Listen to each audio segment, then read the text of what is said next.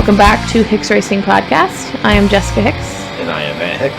And our sponsors, as always, are Woody's Ale House and Grille out of Towanda, PA, Hicks RV Repair, MR Dirt Inc., and you can reach us at our social media handles for Twitter and Instagram and Facebook at Hicks Racing 123 and our website hicksracing.net. All right, this is episode 14 of Hicks Racing Podcast. Today we are here with very exciting people who are going to Loretta Lynn soon. So first up we have Broc Rupert. Hello. Hi, Broc. Hi. Do you have any good sponsors you want to shout out over on the podcast? Yeah, I don't even know how I could begin to cover them all. For sure, I mean, I have Fairfield Motorsports was huge this year. Bars Hardware, really helpful. Twin Air, Dunlop. And then, of course, just all the people who helped me out. That was really the biggest thing. The Deli Rupert's Meats has pretty much made motocross possible for me since I was a little kid, right? Home of the awesome ham spread. But yeah, I mean, Christy, my mom and dad, everybody. I'll probably mention everybody who helped me out a little bit more as we start talking about it. But yeah, the big ones. Awesome. Yeah. Then we have Matt Jackson. How's it going? Hi, Matt. He's such a cutie pie. Who are your sponsors, Matt? Oh, I couldn't even begin to list them all. But there's Mount Glen Farm, Chilson's Logistics, Bars Hardware. Yeah, I could go all day. Awesome. And then we have Christy, who is Broc's fiance. Hi, Christy. Hi. And so today we're going to be just talking about kind of how you guys started racing, our, Loretta's background, and then what all's going on. So how did you guys get started racing? Like, how did you get started racing, Broc? You're the oldest one. Yeah. That we're interviewing, anyway. I mean, through my dad, for sure. I remember when we lived, I think I was 3 when we moved actually into this house. I bought my house from my parents. We are currently in Broc. Yeah. We're in my basement, sitting at the bar. But so we moved here when I was 3, and before that, we lived on Walnut Street in Williamsport. And I remember Dad's CR250 being in the kitchen because at the time we didn't. That's when you had good bikes. What's that? Yeah. Well, hey, the '93 CR250 was it for sure. McGrath rode that thing until like 1997. But yeah, so his bike. I remember sitting in the kitchen. There's like pictures of me eating SpaghettiOs with Scott goggles on my head. And That's awesome. I mean, I don't remember a time where I wasn't obsessed with motocross. My mom always says that I would wear the motocross pants that she got me like so much I wouldn't take them off to wash them. So she'd have to wait until I was asleep and then take them off, wash them, and put them back on me, or else I'd be like upset. And then a little background on how we all know each other. Dad got into racing karts somewhere in between when I was born and before I was maybe 3 years old. He'd been getting busted up on motocross bikes and had the young kids. So he gave up motocross, but he still wanted to be racing, so he got into karts. But, and then, so yeah, we met the Pretty Leaf family through racing karts. But by the time I was, able to start racing anything, I was insisting on having a motorcycle. And if anybody knows my dad, they know that I didn't have to Didn't take much. Didn't have to twist his arm much. So Let's reference the camper that was just bought. right, like he's just all for it, and I'm sure, knowing what I know about my dad now, wanted to be racing motocross, and so all it took was for me to say I wanted a dirt bike, and then he was able to be like, hey, Broc wants a dirt bike, then I'm gonna have to get one too. Yep. And so he got me my first bike. It was a JR50 that he kind of restored, I think, to kind of just see how into it I actually was going to be. And right. I was scared of it. I insisted on having a motorcycle like sun up to sundown. And then he finally bought me one for Christmas when I was like 3 or 4, and I wouldn't ride it. Yep. And then he was like, all right, if you're not going to ride it, I'll let your brother ride it. So he let my older brother Joey ride it. I saw that, got bent out of shape. Okay, does that like give you a little bit of help? Hope That for Lucas. Yep. Yeah, forced me to get on it. And then once I got on it, it was game over, burnt through my first couple dirt bikes. He got me a PW to race, same deal, still kind of feeling it out. That one was used, rode that one, pretty good, where he then got me a nicer, newer PW, and and we're off to the races. And then he got a 93 CR 250 again, and we raced all the way up through when I graduated high school, and then had to kind of start getting some other priorities in order. But that's how we got started for sure. Did you guys have a specific district that you raced, or you just raced all over? Or? Yeah, so back then, District 6 was really strong. When I moved to Florida and came back, I thought that was kind of strange. I think maybe when I was getting later into high school, the whole MDRA scene was coming around. Okay. But when I was in high school and going back through when we started, District 6, I feel like back then it was more district stuff, and then these kind of third-party things started popping up. But District 6 was really a hot spot because it was mostly southern Pennsylvania, where you kind of drew people from Maryland, New Jersey, Pennsylvania, even Delaware. It's really, it was a real hot spot. And I mean, you go to the races and you would have 5-6 guys who were qualifying for outdoor nationals and finishing while running in the A class, big gates, stuff like that. And they weren't splitting the pie a whole bunch of different ways I feel like some of them kind of do now. So it was all District 6 up until, and then they ended up starting to call it the District 6 Ultimate Series for a while. So we chased those point series here and there. Dad did the Lorettas stuff a little bit. I never really was at that level on a mini bike. It took me a while to kind of, Yeah, because mini is a completely different nasty game. It's wild too. Yeah. And at the time, I mean, being young, if you're not in it, you're not in it. Yeah, for sure. And it took me a while to kind of find my way speed wise on a mini bike. A lot of kids don't hit their stride till they get into a bigger bike. Yeah, and that was me. So what class was your dad racing at that time for Lorettas? It would have been, when he was real competitive, it would have been 40. Okay, so that's plus 40.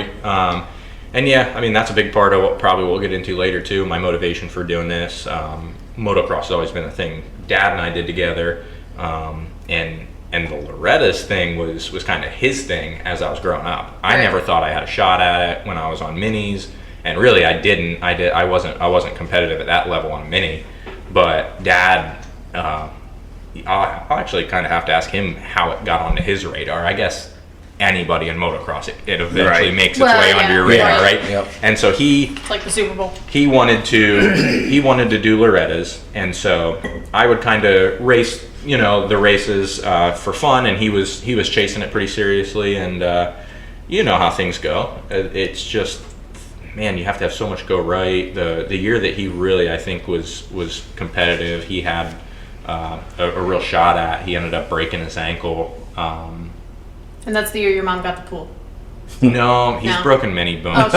He broke his tib fib. That's always history in motocross. That's the year I broke blank. He broke his tib fib in 06. Oh, okay. And they were 2 days out from going on this vacation that my mom had always dreamed of going on. Mm-hmm. And so when he was coming out of anesthesia, he promised her a swimming pool. And then when he came to, he was like, wait a second. I promised you a swimming pool. And he tried to negotiate his way out of it, but it was, so we got a pool in our backyard now because Dad literally broke the 2 bones in his leg in half. So a couple years before that, he broke more of his ankle, and he tried to tough out the regional at Broome Tioga, and he got it twisted in a rut and kind of finished it off. So just for one reason or another. Plus, he was trying to do that while running his own business. I was wondering, which is nuts. He didn't have a camper at the time either. No. So he would just go for the day. Or total weekend warrior. So he would show up because anybody who races this now, right? You do Friday practice, you race Saturday, Sunday. Yeah. Dad was working Monday through Saturday, and then I don't know if maybe at that point they had.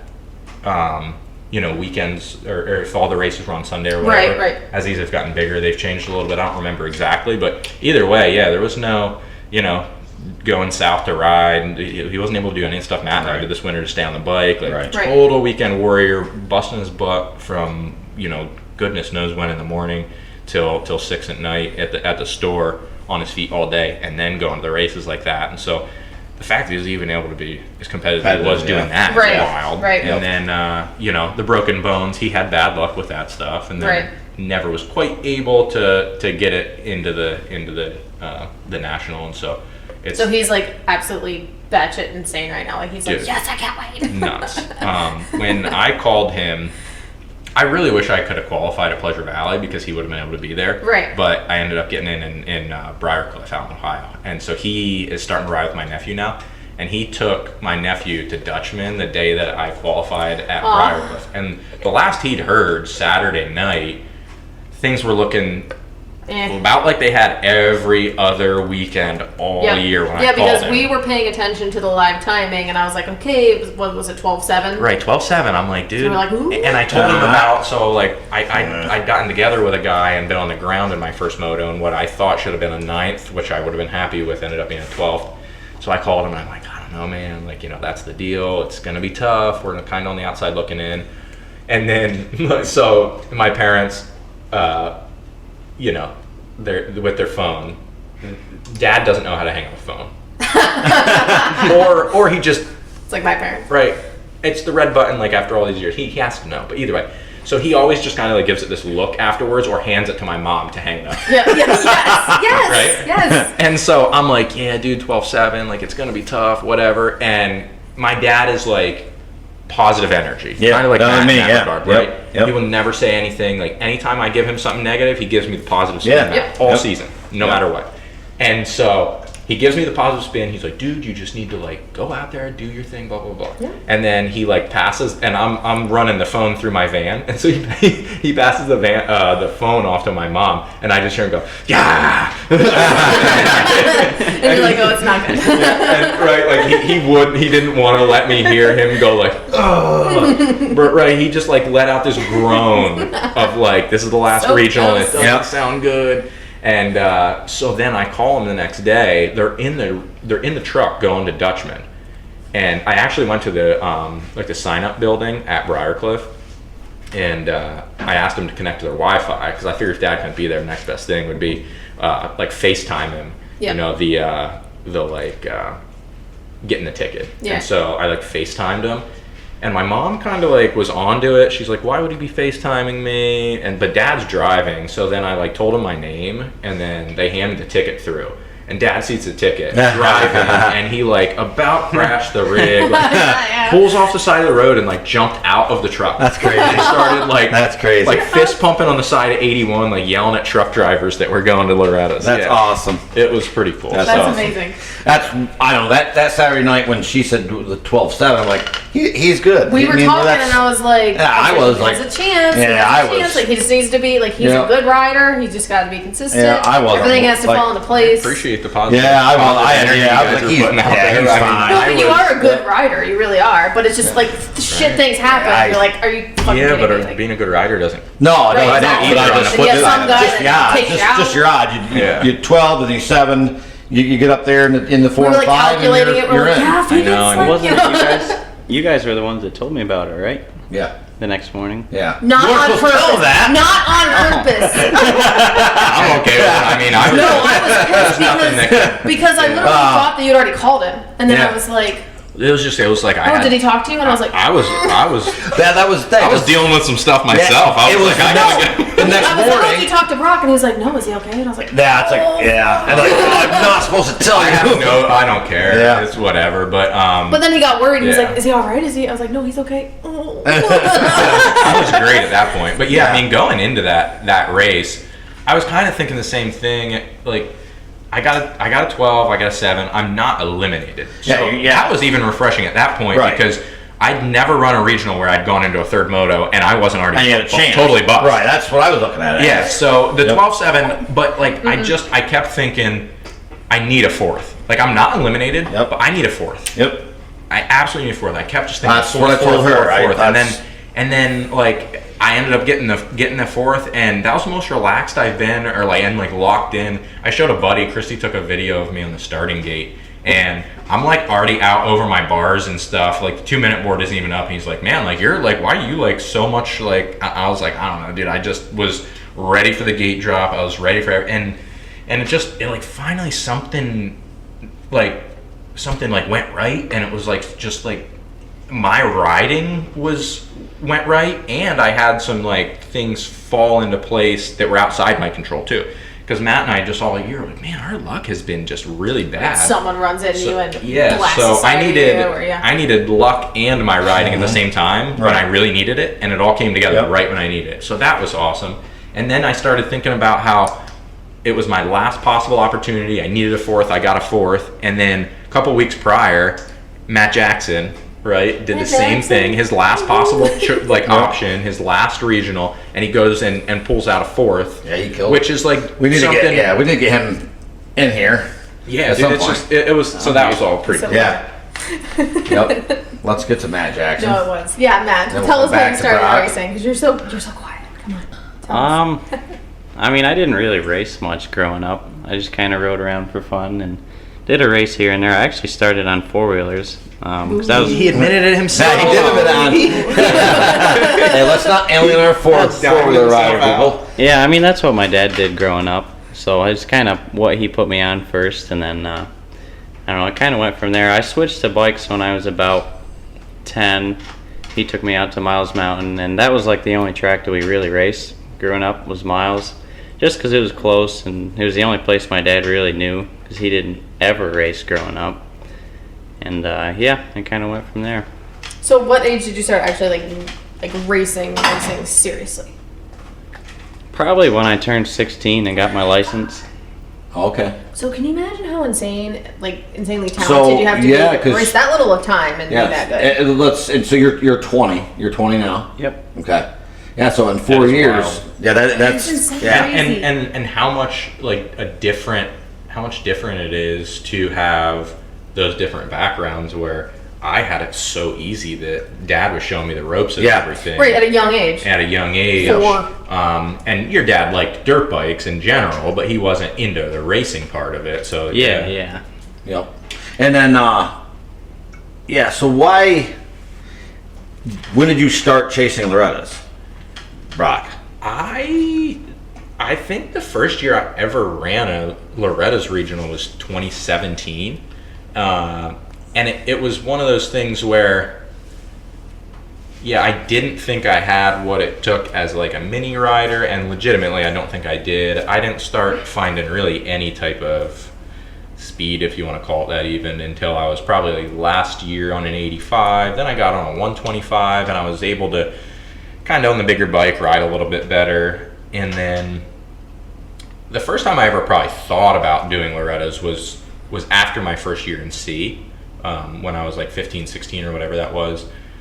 I had my first year in C and we just raced for fun, but we were hitting some of those District 6 races, and they were always like 40-man gates back then, those Ultimate Series races. And What are they now? Are they good now, or you don't know? Or District 6. they call it the Henrietta Classic Series now, and I okay. haven't really been to one, so I'm not sure. And why don't we touch you're qualified in the plus 30. Yeah, I'm qualified in plus Sportsman, 30. Yes. right? Yep. And then Matt, you're qualified in college boy. Yeah. Yep. So that's the age. How old are you? I am 30. This is my first year in plus 30. Yeah, and you're, back in 20, 2017, that first regional I ran, I was running like 450B and plus 25 at that point. Okay. But yeah, so I never really did it on minis. I thought about it once I got into the C class. I thought, okay, I'll get a year under my belt, and I was starting to finish top 10, top 5 in some of those C class races district wise.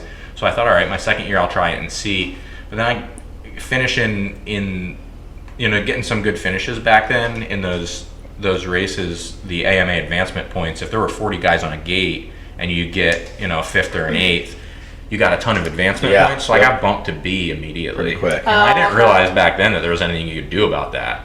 So a lot of the guys that I was racing with in C stayed put in C. Yeah, because you can petition that. Yeah, and I didn't know, but neither here nor there. I ended up making me a better rider, but I got bumped to B way before I thought I was going to have to, and then I just had to kind of pay my dues for the whole summer Figure it out. while those guys that I was racing with were winning races in C, and that wasn't the funnest summer because I'm like, man, I'm just getting my butt kicked, I'm getting smoked.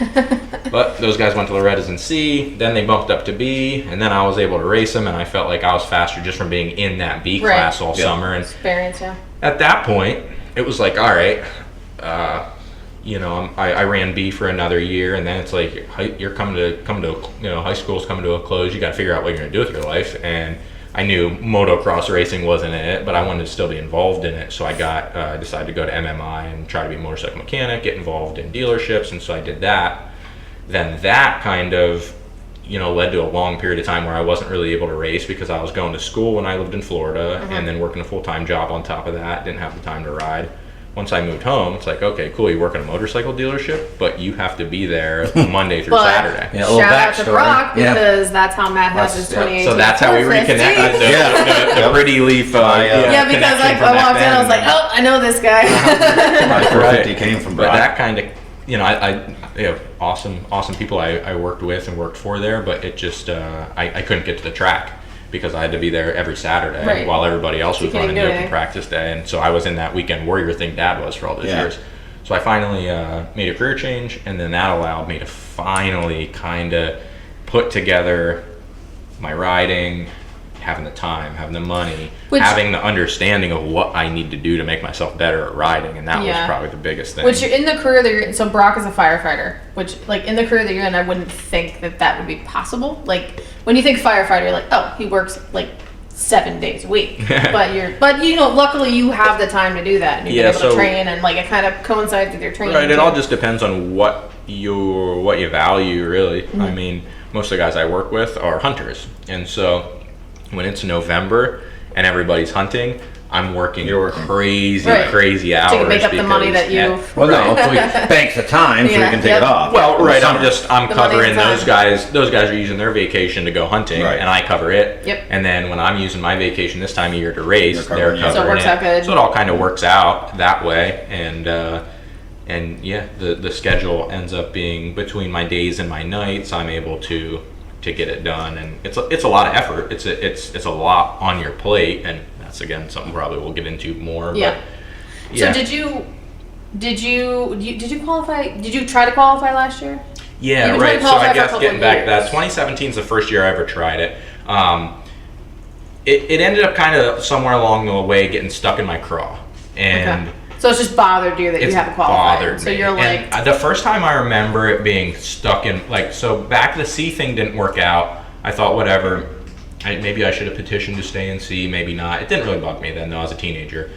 It took a few years to then, when I was working at the cycle barn in Hughesville, I was sitting... Oh, I didn't know you worked there. Yeah, I worked there for a year and a half before I went to the Honda shop. Okay, I didn't know. And I remember very specifically sitting in the cycle barn, the first week of August. It was slow. It was the middle of the week, and I was sitting in my desk, and I flipped on Racer TV, and I'm watching Lorettas while I sit at my desk, and it just it bothered me, and so right then and there, I was like, I need to do this. That was probably that would have been 2012, and really that long ago. Yeah, and so.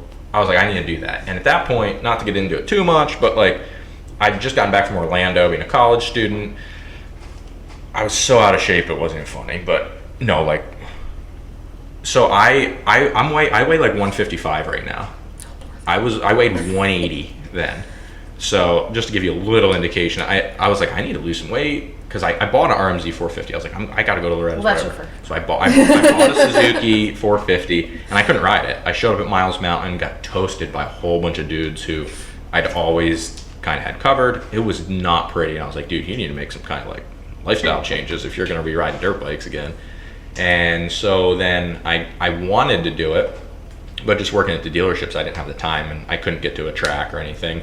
And then it took till I was at the Honda shop where the owner of the Honda shop there, Andy, had a track at his house, and I could ride there a little bit. Plus, you had some quality bikes to be around. Exactly, the Husqvarna. Yeah, I knew that was coming. Right. So, and then I met Christy. That was huge. I was gonna say, what year did you guys meet? Christy and I got together in 2016. Okay, she's very supportive. Oh, I know, right? Shout out to Christy, because Christy's very supportive. Best. Couldn't have done this without her. 100%, because she camps in your van, which I'm sorry, I totally admire you, but I wouldn't do that. I'm just it's ridiculous. I need the luxurious shit. The stuff she puts up with is just not even within reason. Plus, you have your own personal nurse now. I know, but it's even way more than that. Right before we went to Briarcliff, she's a nurse. She works a 12-hour shift, goes in at 5 a.m., already know. To work I'm her already shift, know right? on I that. know, right? But then, so 5 a.m. she goes into work. She works all day there. She gets home at like 6:30. We eat dinner, and then she started meal prepping for the races.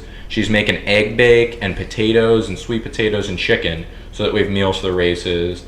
It's So you made up good crazy, in someone like crazy. who supports the racing. So that, Right. that helps. Like she not only tolerates it, but she Right. becomes like an active, Yeah. Right. like part Yeah. of the Definitely. Right. the program or Yep. whatever you Yeah. want to call Race it. team, yep. But I mean, even just in the first place, getting together with her was huge because I don't know. I mean, I was kind of, lacked direction for a while there, right?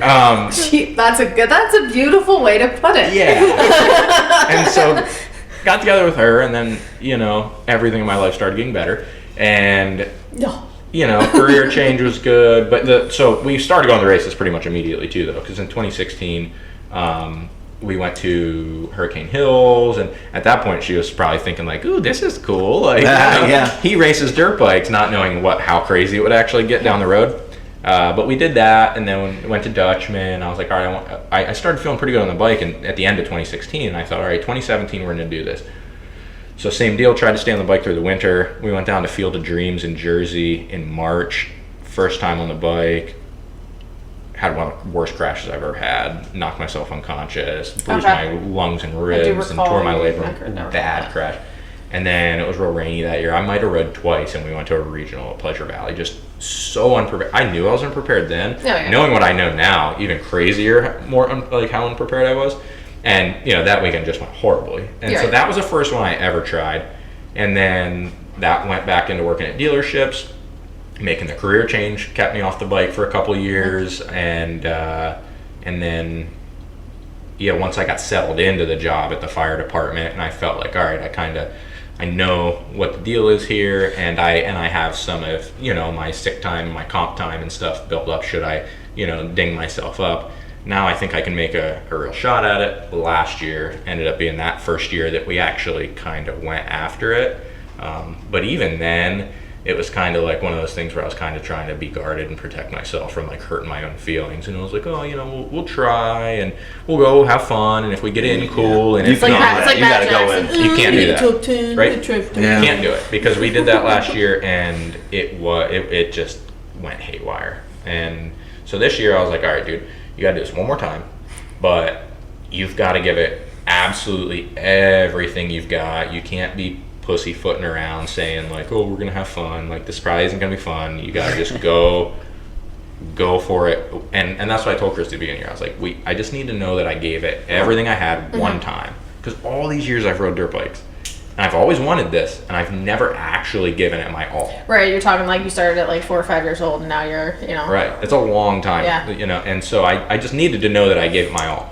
Which that also sounded great at the beginning of the year. Because if I know I gave it my all, at least I'll know that I gave it everything I had. But I can tell you for sure now, having qualified, that had I not, that wouldn't have made me feel any better. Right. I would have been bitter, but luckily we got it done. So when did you start qualifying? Did you try to qualify last year or no? Last year was my first regional I've ever been to. Okay. Okay, and what area and regional did you do last year? I did the Dublin Gap area, Tomahawk Regional. Okay. Oh yeah, because Yeah, that's where we met. That's where we met Matt. Yeah. we met Broc at Tomahawk. He saw him. I went You down. were there? Yeah. Yeah. Okay. Oh, Matt and I were bitted I together. remember that. Talk about roughing it. Oh, Yeah. cow. Matt slept in the Yeah. bed of his not to truck. mention, Christy was Which there at the too. time, I wish we would have Yeah. known them more at the time because like we were like in our camper by Yeah. ourselves. Yeah, it was 2 people in a giant This was camper, like our and first there year was in 3 the people in camper. a and I was sitting over van. there with, like, a cocktail. We got around to it like 365 days later. Because it was Yeah. that was a hot weekend too. I remember that. And all the cicadas. Yes, the Locust. cicadas. Yeah. It's like everyone even talked about them, and then all of a sudden I was like, "What's that noise?" And it's like a roaring, like So going in Matt, the woods. so 16, is when you first started racing. So in 4 years though, Well, Yeah, I that's mean, nuts. my dad would take me to the Miles Mountain races, but Okay. I didn't. That was the only race we did. Okay. We did Sick Bros once or twice, but I started racing like all around, and I didn't follow a district. I just kind of hopped around wherever I wanted to. And any training or anything like that, or just yourself riding? No, like legit training. I mean, me and my buddies from high school used to ride mountain bikes everywhere, but I mean, they left for the Navy, so when we graduated, so yeah, now I just kind of do everything on my own. Because and not to toot your horn, you're a very quick local kid. Oh my God, he's So, insane. where do you think that speed came from?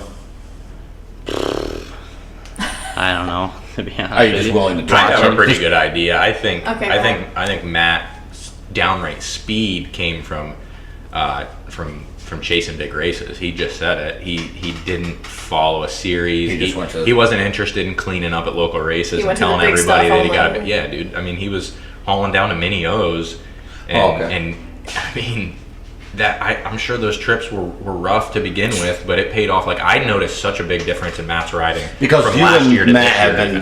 been, you've been kind Yeah, of. like when did you guys meet and how did you guys? Last 3 years, you said? It's probably been maybe 3 years It's- that we've really yeah. known each other. Like I was- we've always known who like each other were, I think. But the last Yeah. 2 years we've been going at the Loretta stuff hard. I'd say the year before that maybe we saw each other at Miles ride days and stuff. Yeah, because I mean, we saw each other at that Miles practice, and we were talking about that membership, and then we kind of, Yeah, I guess- you had the membership and I didn't. Yeah, and I you- guess really it would have been Yeah. as recently that we kind of, it really would have been Dublin Gap's area qualifier last year because we were at sign up and I said, hey, you should do that membership. So it would have been early last year, really. And we knew each other through a mutual friend, Dave Hedrick, who has Bars Hardware, and he's from up Matt's way. Okay. So we Yeah, knew where each- is Bars Hardware? Like, Bars Hardware is on the Shop corner around. of Rose Street and West 4th Street in the city of Williamsport. okay, all right, Yep. cool. He also has Amco transmissions on the Golden Awesome. Strip, and so yeah, Dave he rides, he skis. Good buddy of mine. Also met him through selling him a CRF 450 at the Honda shop, and then we've been. Man, this guy cons people in the bike.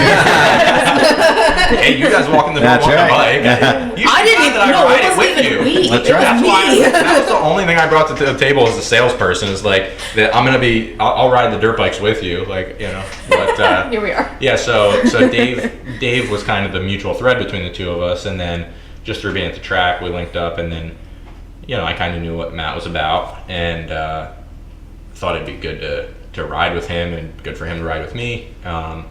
We were really close to the same speed at that point. That's not true anymore, but at that time we were like spot on the same pace, and so we were Dublin Gap at an area qualifier, and I was like, dude, get the Miles membership, and so he did, and then we've been hauling all over the place ever Right. since. Okay. That would Right, have makes been sense. that would have been I want to say April 11th of last year. Okay. Yeah. Okay. Yeah, because you're I- like both of I you didn't are know that very specific, fast. but Yeah. Both of you are very fast. It's funny though because if if there were a graph of our speeds, Matt's is on the He's still on the Yeah. and that's Well, that's also natural- like age That's and- age. Sure. That's Yeah, that's what it is, that's yeah. 100%. But that's tough for me to come to terms with Certainly because is. it's like Oh, you don't see yourself aging. You don't want to No, be like whatever. I- I don't. But I have noticed it. No, I'm gonna be 29 next month, and I still can't. Yeah. I still don't comprehend Yeah. that. But it's a strange thing. Like I feel myself slowing down, and I just qualified for Loretta Lynn's for the first Exactly, time. yeah. So it's a really Yeah. bizarre Yeah. place to Yeah. be as far Yeah. as that goes. But then it's also been really cool to see Matt progressing because he's just walked away from me here the last year, and it was he's like, fast. wow. Because I remember when we went down to Budds Creek, and then we went down to GPF down in Georgia, and Matt was like just crushing. Well, it. at 20 years old, his brain's a sponge. He's learning. You're slowing down. He's Yeah. speeding up. And so he's go right. He's and going down- reflexes and right. He's everything. racing mini O's and he's Yeah. racing Loretta's qualifiers. That's what I think gave him the speed. I mean, he obviously has natural talent and all that and whatever else he did to watch other people riding and use that as an example. But he's competitive. He's not afraid to twist the throttle.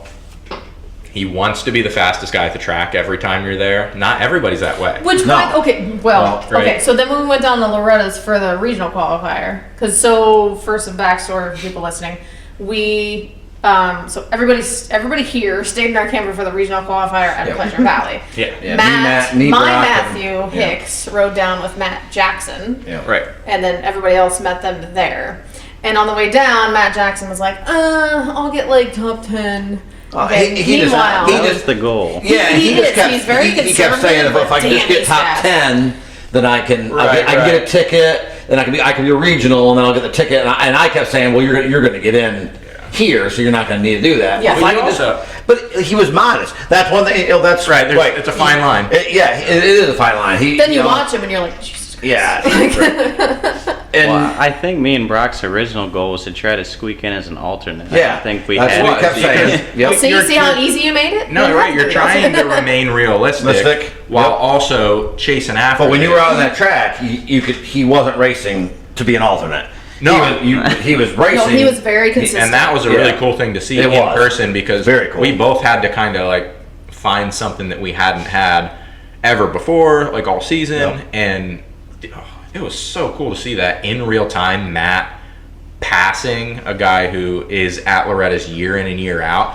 Not just like, oh, all right, I gotta like ride this moto out and not like fade or anything. Yeah, he was charging forward. right. He made a pass for fourth and just made it happen. And that was huge for me And too. very And at the same, difficult yeah, class. and all, Very difficult. you know, and there was that.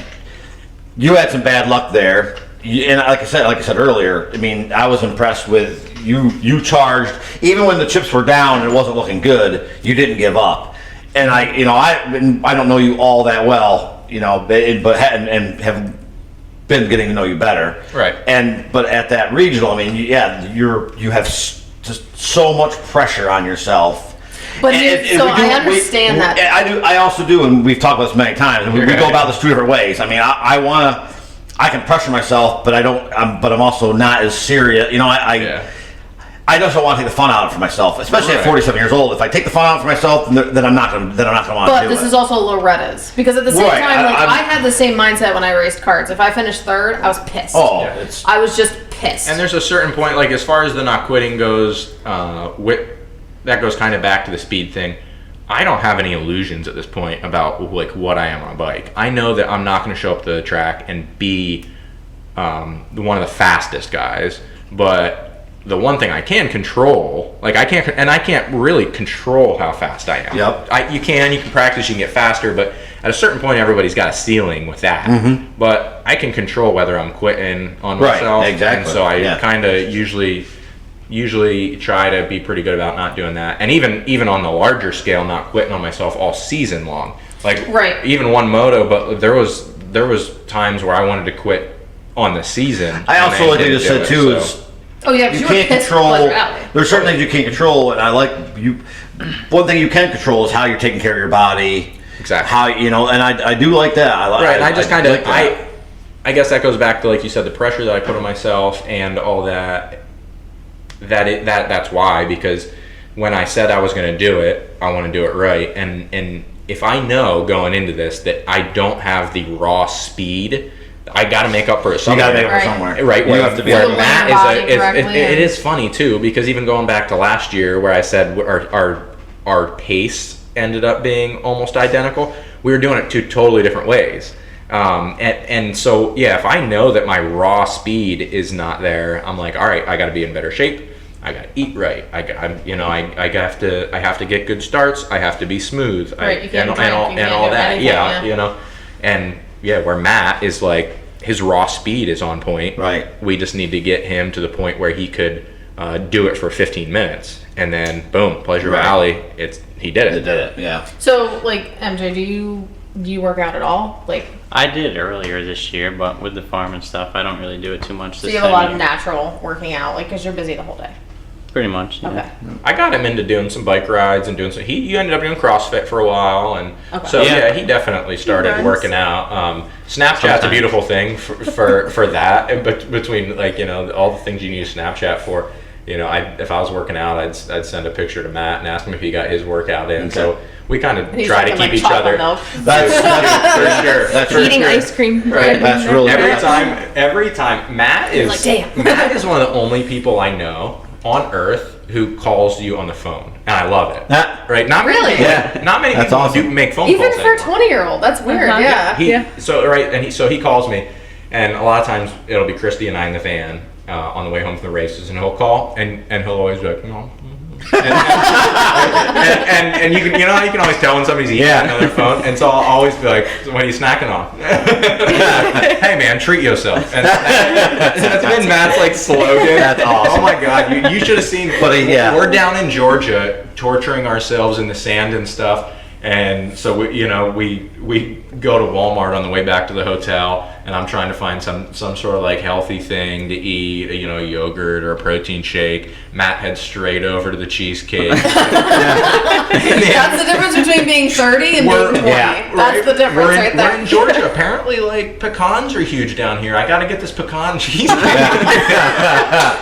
Treat yourself. To be fair, though, that sounds delicious. It's all right. But then Matt qualified before me, and he goes, "Hey, man, maybe you should eat some ice cream this year." That's awesome. Did you? Oh yeah. Halo top, but still. Yeah. I tried like hell to get you to drink a beer with me, and you just. But here's the thing. But I gotta like, commend you to for his that. credit, I gotta commend that him for it. is so much It's like first of all willpower. headstrong. You Yeah. should be like, oh Yeah. man, that beer sounds Absolutely. really good. That goes back to what I wasn't good at as a kid, because as a kid, I Drinking just didn't beer, get it. you were gonna drink. I just like didn't get what it took to be good at something. Yeah. It was just like, I want to ride my dirt bike and I want to go fast, but it was like I wasn't working at it. I So never when put did that you- together until I thought it was too late. And so then Who taught you how to like work out? Like how strict? Like did your dad do some of that, or did you just learn No, it like that through was all- research or? yeah, I think that was just kind of on my own because I didn't play school. Well, so I swam in high school, but that's we just didn't Oh, I pull didn't know down that. and laps out. Okay. So that was actually kind of hard. So finding like, my did way you through watch him that. wear the Speedo thing, Christy, or did you ever see him do that? No, I wore the jammer. The jammer. Oh, that sounds so much better. Yeah, no, I mean I swam in high school, but I didn't know what the heck I was doing working out, so that actually was kind of a challenge. When I was at Cycle Barn, I started going to spin classes at the I Y love with spin classes. with Alicia McCormick. She raced GNCC, and so she dragged me to those. They're a really good workout. They are really good. Then just kind of RacerX had their virtual trainer stuff for a while. Oh. Yeah, I did that for a Then while. I kind of pieced stuff together from other people's workouts, I guess, to figure Okay. out what worked best for me. So now you just do your own thing. Like yeah. you have a set thing. for Also, yourself. Ryan Hughes has that Rhino Power thing he did. Okay. I looked into that. I got the subscription to that for a month or so, and saw what his workouts were like too, and then kind of just pieced something together from everything that worked for me. And then I work out hard in the off season, but then by the time you get into riding during the season, it's really hard. Maybe besides like a mountain bike ride, we have the Water Authority across on the south side. You can get a real good workout up over there, but mostly just doing my own working out, and then just Googling stuff, seeing what's healthy, what's not. Christy's hugely helpful with that too, where she's on board with eating that way, and she's good at finding recipes that are good and stuff. And Especially with the dinner we had tonight. No. So side note, like they made dinner tonight. It was fucking phenomenal. we're like we're foodies, but we also try to be healthy, and so that's our deal is trying to. So Christy, when you got with him, did you understand what the whole dirt bike life was about? No, not at all. Tell him she Not at all. thought they were lame. Barry Carson had to Yeah. quiz me. Actually, one of my first quizzes. Yeah, Barry Carson. Barry Karsten Barry is the first Carson one that is the quizzed. first one to quiz me. We're a Right, Dutch, Sarah, we're a first Dutchman, time and he was quizzing me, yeah. teaching about tear-offs, I Yeah. think, and Yep. so. Don't get started on tear off because you had that issue when we were at Pleasure Valley. Oh, no, where were we that you had the tear off you didn't like? Oh, I don't know. Laminates. They were Yeah. at Pleasure Valley. I don't know. Oh, were they Pleasure Valley? Okay.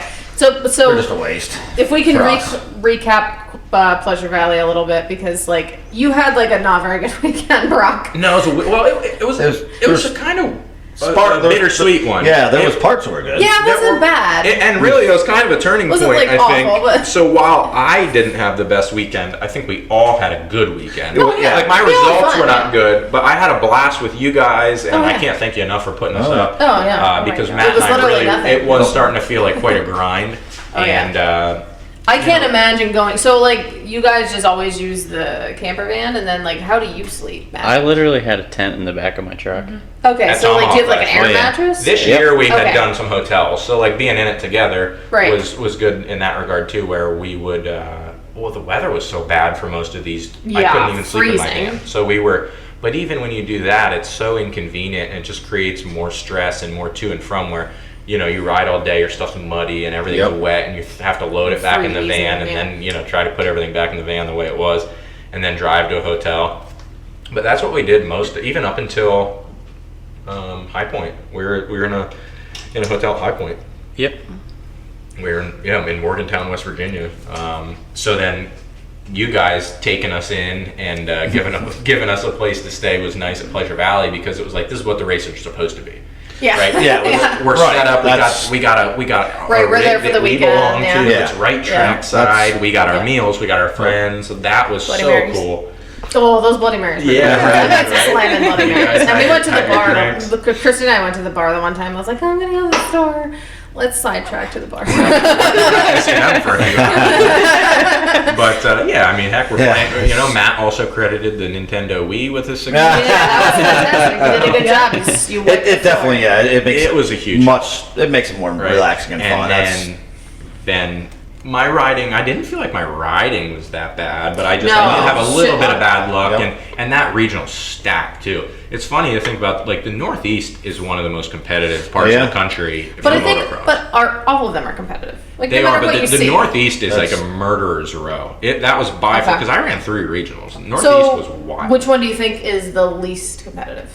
I mean, this year it probably was Briarcliff was the Northeast. It was the last one, so you do take some of those dudes who are like real high end Okay. guys at the national who've already qualified and they're kind of gone. So, I mean, nationwide it'd be California, Utah, Really? like those areas. They're the Yeah. easiest ones, right? They actually Yeah, only that's take what- 4 instead of 6 out of them because turnout's low and stuff. Like the guys who Wow. are there are probably crazy fast in like 1, 2, 3, 4, but after that it falls off. So.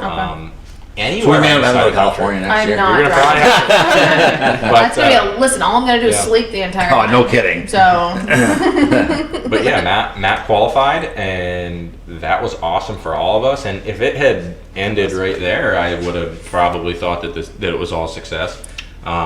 But then that also not only kind of gave me like Gave a little you bit the of fire in the belly. fire in the belly. Yeah. we you were know. so excited Oh, to see yeah. Matt qualify. So We were all excited. like, we were all yes. over the moon. But then Because I was watching him because I was my on the Matt's line. moto I was on the line when after- he was racing. Yeah. Yep, and so I was like paying attention. I was like, Yeah. yeah, he's doing good. Okay, are you up? I don't know. I don't that Matt's Moto 3 at Pleasure Valley was at least 10 times more stressful than my third moto at Briarcliff on the bike with my It's always harder to strip watch on the line. someone than it is just doing. 100%. I was freaking out. I was excited for him. I was You- so excited. I was Yeah, so I- excited. yeah. Plus, then I'm also pissed off at like my Max. If he like, which moto did you go down? Both first, second. I didn't go down third. Because like he was doing so well. Because like for us, I would've you got up- qualified, but I you would've got had up better- to 12th, and I was so Yeah. excited. That was Yeah. like huge for us. Yeah. Because last year we were like 33rd. Yeah, huge Yeah. improvement. And so we were like, I was like, yes. Then he went down. I was like, you fucker. I literally said that. Like right there, there's like 5 people around me. I was like, you fucker. Like. Yeah, emotions get running high. Oh, but, yeah. First one I went down. So then I have like 3 3 times people the I'm same cheering spot. for, and I'm like, oh. Right, and I mean, especially I think as a rider, when you go from being the one on the bike where you are in control and you don't really have, I mean, you've timed, you can fall to pieces, but I don't know, if you get locked in, that's good. Yeah. Where I'm standing there with a pit board, I've got nothing to do but worry. Yeah, that's what, because I was with him, because I was like trying to like, I would be like lines, so like you need to like Yeah. paint, because he was like, tell me lines, tell me what it, I was like, I don't want to distract you at the same time. All I could do is write more exclamation That points regional after was no on the joke. pit That's board. for sure. Yeah. So. Yeah, I slept like maybe 3 hours the night before Yeah. my third moto. That's amazing. Yeah. How the fuck do you do that? I was so freaking nervous. Why? Well, because he was going in with his A lot on the line. Yeah, I was man. tight. And you did so like easily well. Yeah, well, I Made was, it look easy. Exactly. Yeah, you I make it was- look very easy. But even down to right before that moto, we went on our little bike ride over to the off camber, and yeah, you know, a lot going through your head. yeah, because I was tied for 6th, which is like the last transfer spot. Yeah. Right, Tied with a really, really fast dude. right. And You've yeah, been there, done that. Yeah. Who Yeah. was the person you were tied with? Noah Chambers. Okay, I don't know that. So And now, did you beat him? Did he end up qualifying also? Or No. No. He's Nope. first alternate. Yeah. So he's So that likely gives you an to get indication in. on how crunch Right. time it was for Matt. Right. If he hadn't done what he did that moto, he'd be on the outside looking in. And did you have? Did you have another regional, or did you only? No, that was the last, That was the it. last one. Yep. Okay. In the clutch. Yeah. So that's Pulls out a fourth. what's kind of cool about the two of you too, because same story for you. Yeah, it was Right? my last regional, and I was sitting on a 12.7, which is not exactly ideal. And yeah, I started thinking about that. I was like, Matt did this. I just kept telling myself I've put in way too much effort Yeah. to come away empty-handed. I've called my dad and given him the bad news too many times. All these people who've helped me out, I want to like pay this off for him. I don't want to be like, hey, thanks for the help, but we came up short. Like I was just like, I kind of like putting it in my head that I was refusing to let that happen. And I knew that if I got a fourth, I'd have a shot. And so I ended up getting like probably a 6th place start, but I jockeyed like really well in the first 2 corners into second. And so I'm pulling this backstretch that has like a double and then like a wall jump and a double, real high speed. And I'm staring at the back of the jersey of the guy who won plus 30 at Loretta's last year. His name's Brock Peterson. Oh my God. And so I'm pulling this backstretch, and I'm in second, and I made 3 or 4 passes to get into second, and I'm right behind him, but I'm in the first 2 corners of a 15-minute moto, and I'm thinking to myself, like, all right, asshole, this is... Were you thinking... No, I'm thinking, like, all right, asshole to myself. Like, no. Like, hey, dude, like, you got to do this now. But were you thinking... let's work on him, or were you thinking let's just foul? Let's that's watch actually a his really lines. good question, because that's what made the difference. Was I told myself you need to race forward because otherwise you're gonna go back. Right. If I'm worried about what's behind me, bad things are gonna happen because there's a lot of dudes behind me. I'm in second, right? So there's a lot of guys behind me. You've got to race forward. You got to focus on your own lines. You got to try to chase the guy in front of you rather than worrying about the pressure behind you. And so then I ended up giving up a couple positions, but I knew that they were the guys who'd already swapped 2s and 3s, and so I knew I didn't need those positions. But I knew that if I let those 2 guys by, that was it. I couldn't let anybody else by me. I needed to hang on to that 4th to have any shot. And so when those 2 guys went by, I could see that, knowing the results from the previous motos, that the guys who'd finished 1-1 and 2-3 and 3-2 were there. And I needed to keep a hold of that 4th. And the guy behind me, you kind of do that yo-yo thing where you're going into a corner, slowing down as he's still charging into it, and he pulls you, and then you exit the corner, you pull him, and every time he would get close, he'd scream at me. That's a thing. Just fucking with it. Just trying to rattle me. And I'm like, dude, if you've ever focused on anything in your entire life, let it be right now. But it's a difficult thing when you're in that spot where you're trying to ride your smoothest, most flawless, mistake-free riding while also knowing that you can't slow down. Because when you want to ride that mistake-free and you want every line to be mistake-free and you if you bobble one little bobble that you're going to lose a position, you have a tendency to want to, pussyfoot into your corners a little bit and take your time. But then you're like, you can't do that. You got to charge. So. But it's also amazing on a dirt bike that pussyfooting isn't smooth. It's so weird. Dirt biking is so cool because that's right. You'll find yourself, like, a lot of times I'll find myself, I'll try to slow down to get through a corner good, but then the next time I go through there, I'm like, the faster you go, the it's all about better. momentum. It's an amazing thing. But your brain kind of, or at least mine does. It's like, all right, dude, just like give up a little bit to get through this smooth, and it's like, no, you can't do that. But that's where all that experience from the past year or 2 came in handy, because I'd done that already that year. And I knew in the back of my head, if you start trying to slow up into these corners, you are going to get your doors blown off. Don't let that happen again. Or that's when you'll fall down too. I mean, just for sure. But it didn't seem like for a long time it seemed like all that driving and all that riding we did was for nothing. And then all of a sudden it was like, I think for both of us, you didn't see it until the last second, and then you saw all that pay off. Because for Matt, definitely having a 15-minute moto where he was charging the whole time, start to finish. That was definitely, I think, a result of all our riding we did and all the off-season stuff. And same for me. It was just watching Matt when I was on the line. It was smooth. It's like, he's so smooth. And now that you didn't, Brock, but when it literally just looked like he belonged. He belonged in the top 5. I know. He just rode up there like he belonged there. It was pretty cool. It was. Yeah. He also shows no nerve. Were you feeling that when you were Matt? Were you like, I'm just one of the guys up here racing? Freaking out in your helmet? Or were you freaking out in your helmet? Sitting on the line, I knew it was last moto, last regional. So I mean, I had to get it done. How about every moto? So the very first moto of the day, were you going up there thinking, all right, I'm going to do this, or were you going up there thinking, I'll just be happy with a 10? Or you were like, I'm going to win this thing? The first moto, I had no idea what to expect. And then I think that was the moto I ran. You had to start. Yeah, I was in second for a lap and a half maybe. And then I figured, the guys weren't totally blowing my doors off, so maybe I could try to hang on to something. And yeah, I think I finished 7th that one. And then second moto, I got an 8th, but the track was a lot rougher. I was freaking whooped. And you're also the track riding on was so gnarled. and not only was the track gnarly, but you're on a stock suspension Yep. bike. I mean, you're not. It's It's just a stock 450. right. Yeah. And that was Saturday night that he finished his moto, the second moto, right? Yeah. Yeah. And then Yeah, like Sunday late in the morning day, we all Saturday. had Yeah. the third. Okay.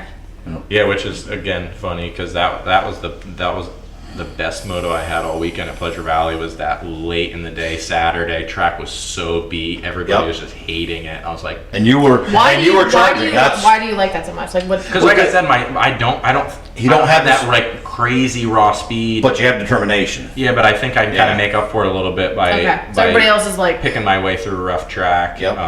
And maybe just Outlasting. embracing the suffering a little bit. That's what my buddy there from work, Garrett.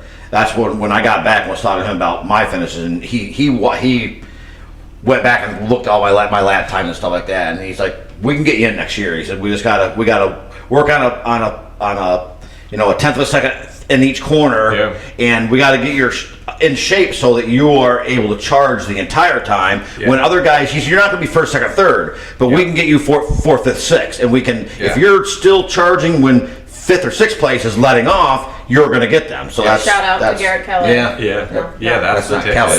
Second, it's Calais. Oh, Callie, I'm sorry. Yeah. Yeah.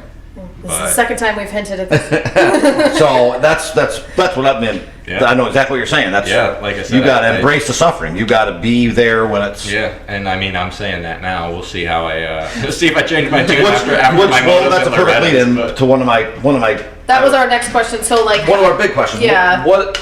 Okay, so each of you, what's the plan when you get to the ranch? Are you going to charge to see what you can get out of yourself, or are you going to get there, big sigh, go up, do your races, and just go through the motions?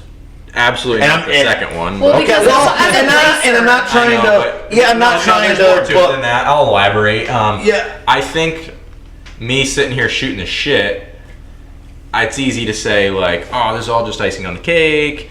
Getting there was the hard part. Getting there was really the goal. Anything here is, but I think Matt and I both, once we put our helmets on and we're sitting on that line, Right, there's a difference. then we're gonna want to be competitive. But- And I have no clue where that's gonna be in the pack, but we're gonna both want to go ride our faces off. But so like as a racer, you're gonna want to do that. But then on the other hand, you have to remember the whole time you're there. You have to remember, because I know you're stubborn, so you're not gonna remember.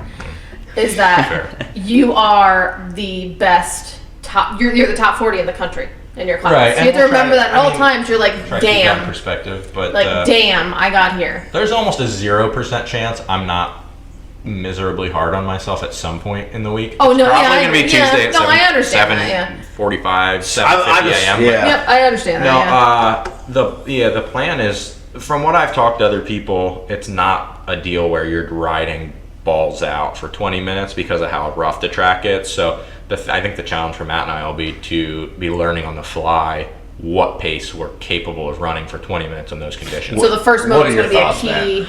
I don't know. It's hard to tell because I like to, I do a lot better when I know the track, and I'm gonna get like one 15-minute session on it for Yep. practice. That's So man. It's That's so- it. Yeah, Yeah, you it's get gonna one be- session. Yeah. it's gonna That's be it. so hard to find a race pace with only 15 minutes on the track. Yep. Especially Yeah. when it's that Your rough. first time there. Yeah. They don't really change much, so you're gonna. These guys have been there a lot, and That experience is Yeah. worth a lot Right. for sure.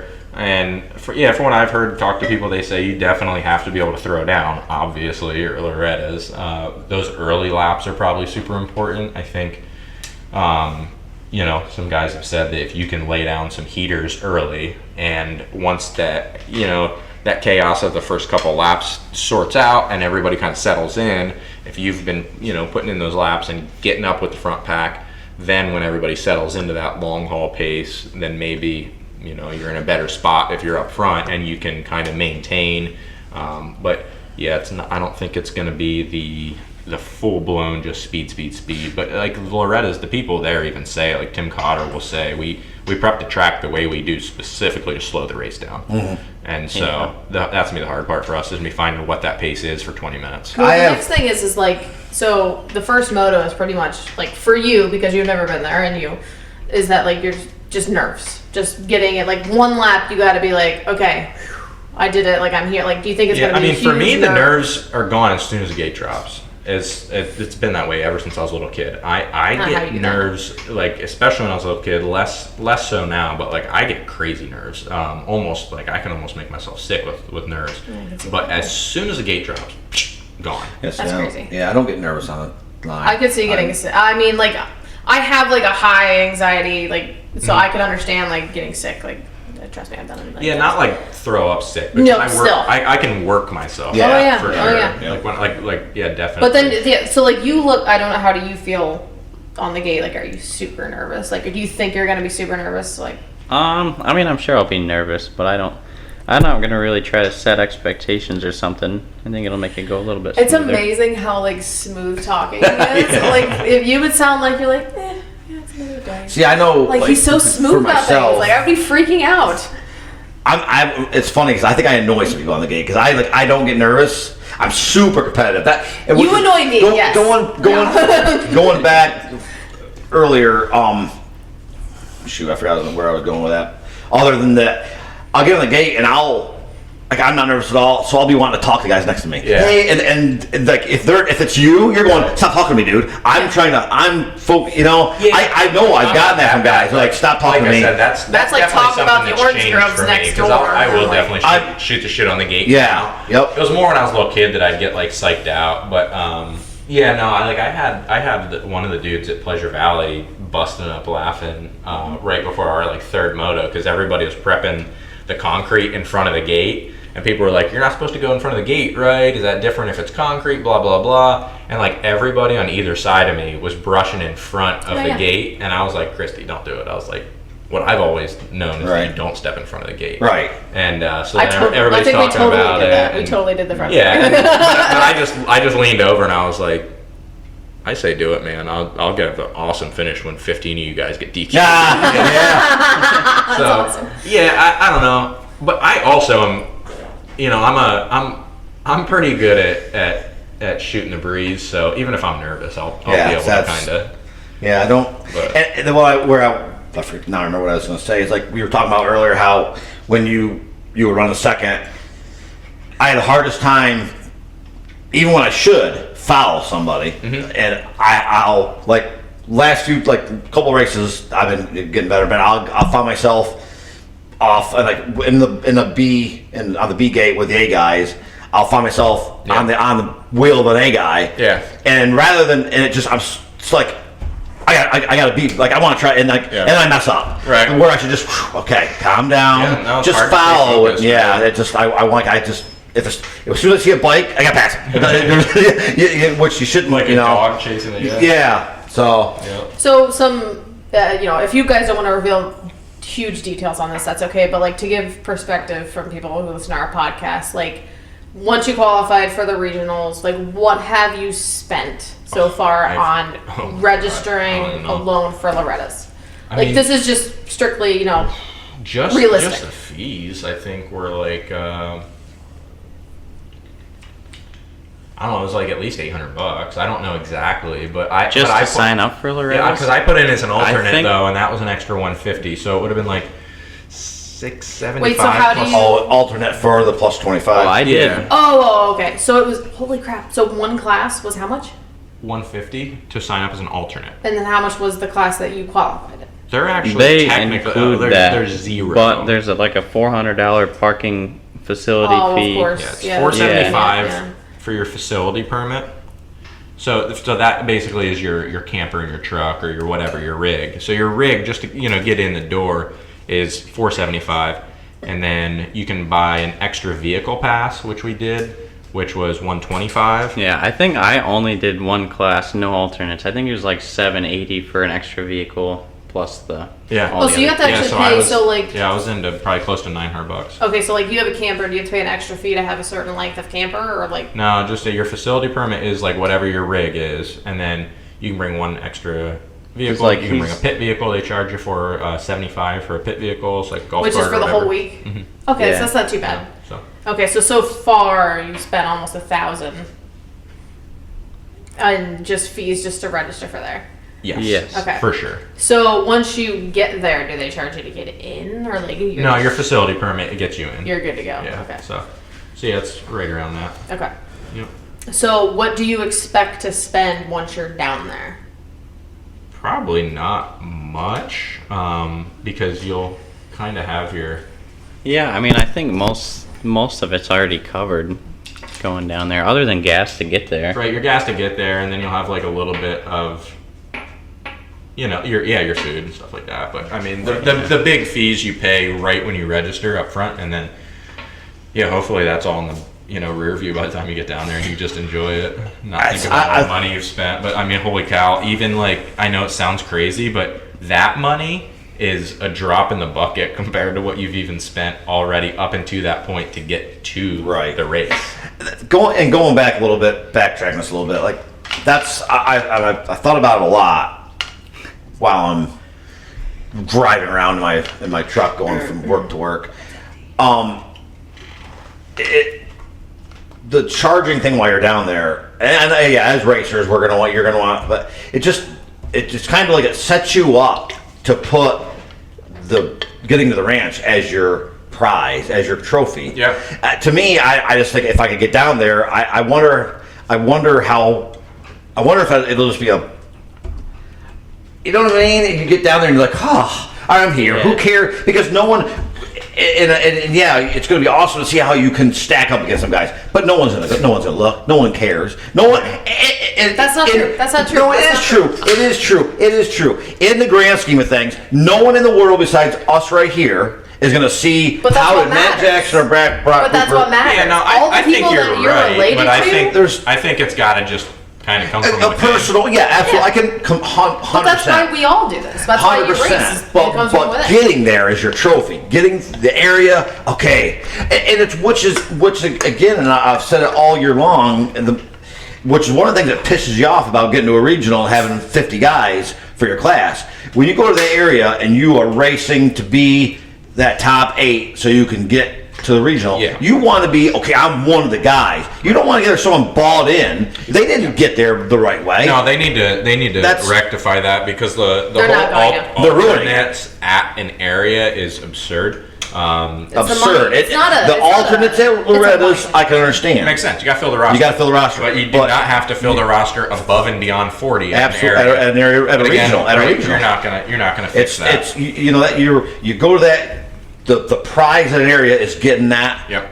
The trophy to get to the regional. I just think with the national, no, for sure. I'm stoked that 100%. I always say that I did it, And- but I want to get there, and I do think that I need to be able to be competitive in some way, but I don't think I'll know it until we're on the track. Right.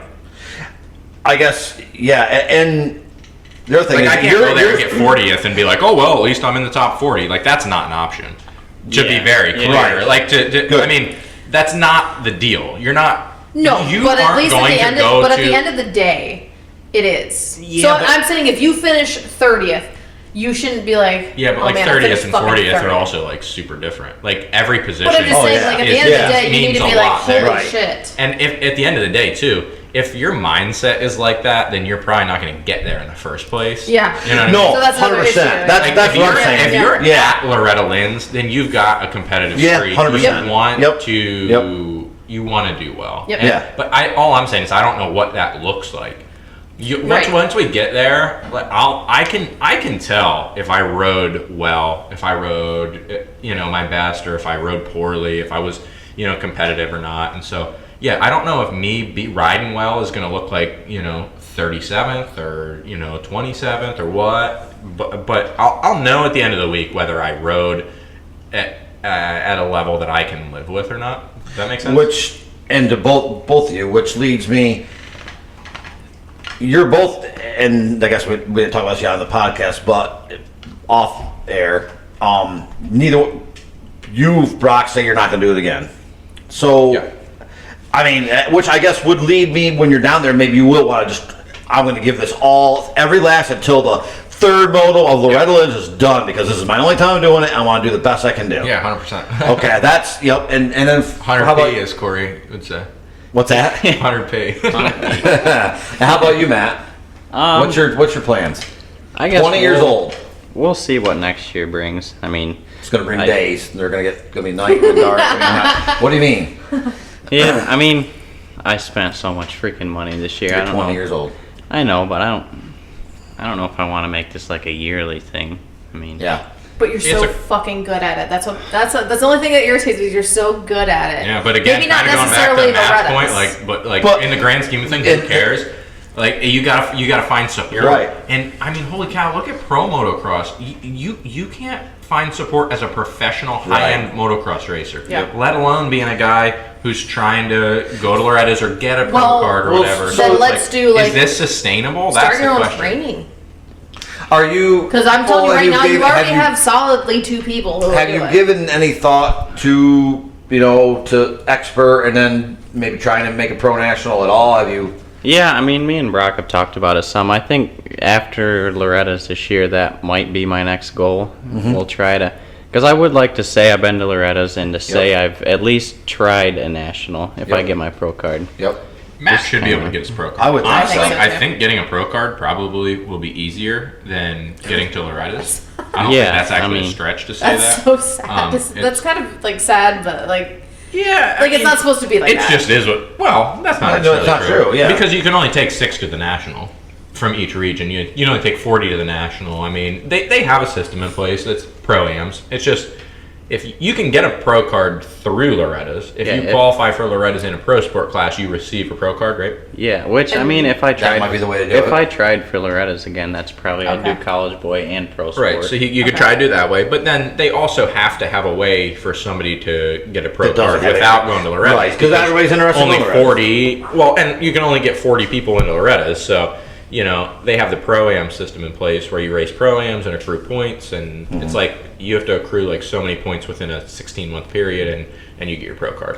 But So you it's see- fine, but it would be easier probably to chase Pro-Ams and race those races because you can finish anywhere in a Pro-Am from first to, depending on how many people on the gate, wherever you want, and still accrue some amount of points. Right. And Yeah. that's just Do a matter enough of of them. just do enough Right. of them. Yep. It's just a matter of Yep. sticking with it. Where Loretta's, it's like, okay, show How up, you get a hard- 6, then, you know. Brock, how hard do you plan on?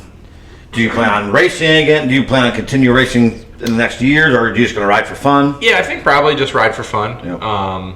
Yeah, again, it's just for me, is it sustainable to do this year over year? I don't think so. I mean, your body's gonna get wore out. Well, My but that's- body's jacked right now, Right. but also, like Matt said, financially, I'm at the point where going back to the whole speed thing, and again, I'm like not dogging myself on speed or anything. I do think that I'm like I can ride well, but I had to put a lot of effort into making myself, you know, a better rider to get here. It's not like some guys can kind of just like dust the bike off and be like, all right, if I ride, I'll do it. Maybe they're like former guys who have pro cards or whatever, like where they have the natural talent. They just got to get on the bike, and then they show up, and they can qualify for Loretta's.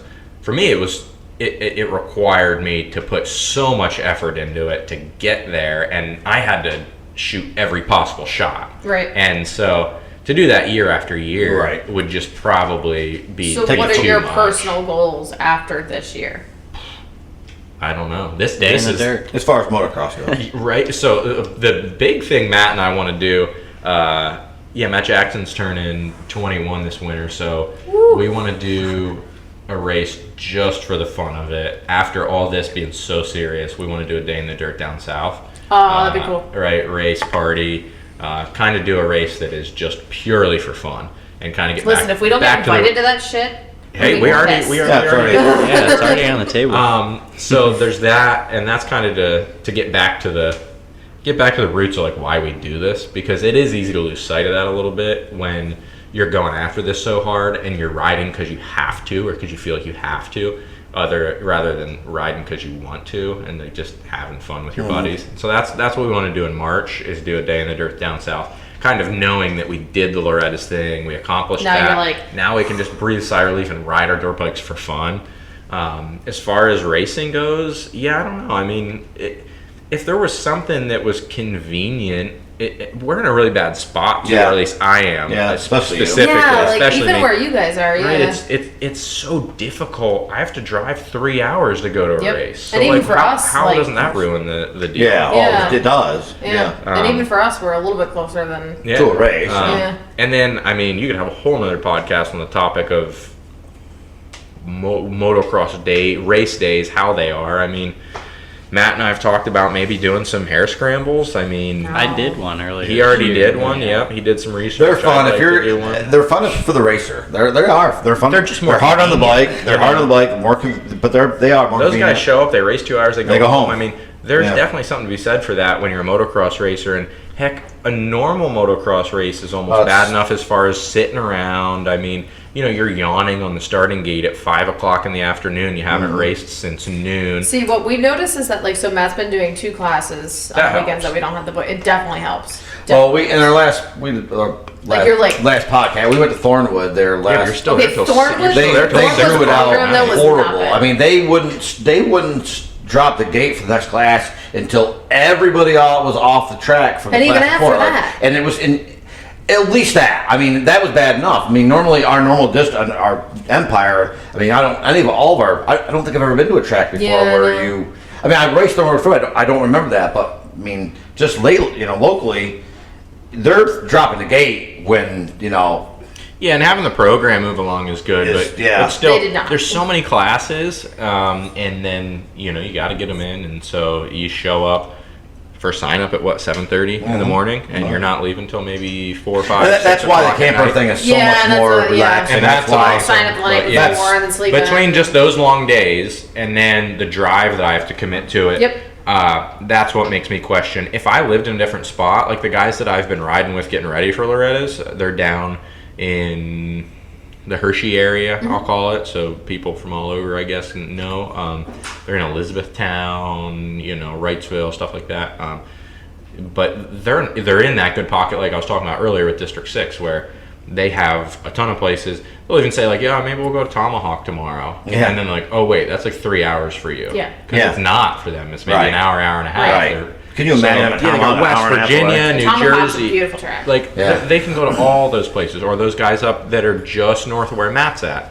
They can go to how many tracks Yeah, within oh, a yeah. half Area hour? 51, Yeah, we're- Area, Pavilion, Pavilion, Hogback. yeah. I mean, yeah, Yep. I am in smack dab in the middle of both of those. So I'm Yeah. 3 hours up to the Right. good pocket in New York, and I'm 3 hours south to the good stuff in, So you need to in move. south. Yeah, which we're pretty well, hunkered down here. So that really, maybe even more than anything else, Right.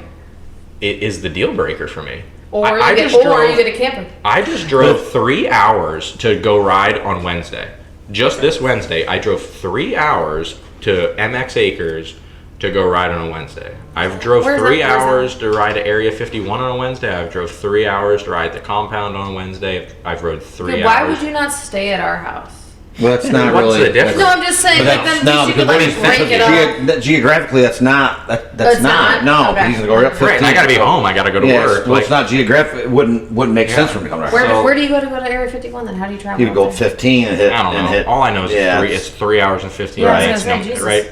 He would- Anywhere I've rode on a Wednesday, 3 Right. hours. And then So- and you're gonna ride and then drive 3 hours home. Right. I Yeah. just got home. No yeah. thanks. Oh, I'm out on that. Yeah. I'm out. That's, Right, but yeah. that's what it took this year for me to get on the motorcycle. It's Or nuts. you build your own track. You build some land, build some. Yeah, again, I mean, it sounds awesome. But Yeah, I know. It's But just, and So either be a millionaire and or the be a camper thing. millionaire. If you don't plan if you don't plan to be that gnarled 50-year-old vet guy on the line, then there's no point. Then the camper Right, doesn't make sense for right. you guys. That's just Yeah. bottom line. Yeah. It's, I mean, I'd like to. Yeah, I'll stay on the bike. I'll continue to ride, but it's just like, we're not playing golf. Yeah. I can't book a tee time at White Deer and go over there 15 minutes away and know Right. what I'm going to get. Racing motocross is such a crazy involved production of it's constant bike prep.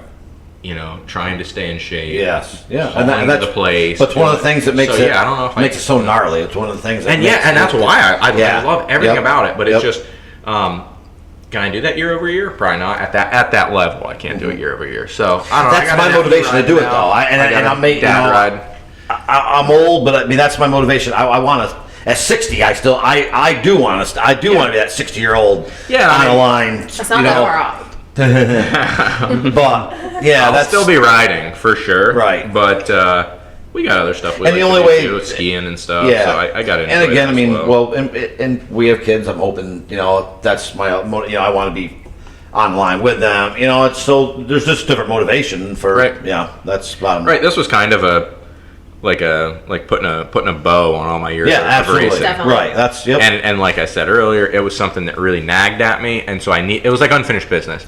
So now that's taken care of, I can just kind of reassess it. I'm not saying I'll never race again. I'm just saying for sure I can't race at this level. I just really don't think I could sustain it year after year. So I got to find some other things that are going to. Because without a doubt, on the flip side of that, though, I will still have the competitive itch. And you won't. But in the thing, you won't find something that you won't. I think I will. He did say getting a pro license was easier than Loretta's. Yeah, good. That's There true, we go. man. That's Christy's over here like, you told me this was it. You told me this was it. But I bet. Yeah, there we go. Then you can go. You can use our camper. You can go to New York State. We can do Unadilla. And we can Yep, we could both do Unadilla. Oh man, stop it, you guys. Christy hasn't married me yet. She's still. I can see her. She's support. pausing for me. She would support it no matter what. I can see it already. I'll make her Bloody Marys. I don't know. She supported this whole thing unwaveringly, but she was told the whole time that it was the last dance. So there was a light at the end of the tunnel. I don't know if she'd be okay with hitting the reset button. Well, that tunnel might be longer than you think. I don't know. Well, I want to. Yeah, I will always want to do something competitive, but I can find different ways for sure. I can be competitive on skis. I can be competitive on my dirt bike. I can be competitive on an enduro, on an adventure bike. There's different level. It's definitely a different level. I mean, when you run a wheel on somebody, I don't know. Motocross is my favorite. I mean, I've been doing it for 25, 26 years. Holy But I crap. mean, there's definitely other things to do. I've got other harebrained ideas. I mean, for sure. I don't know. I think it'd be cool to do a desert race.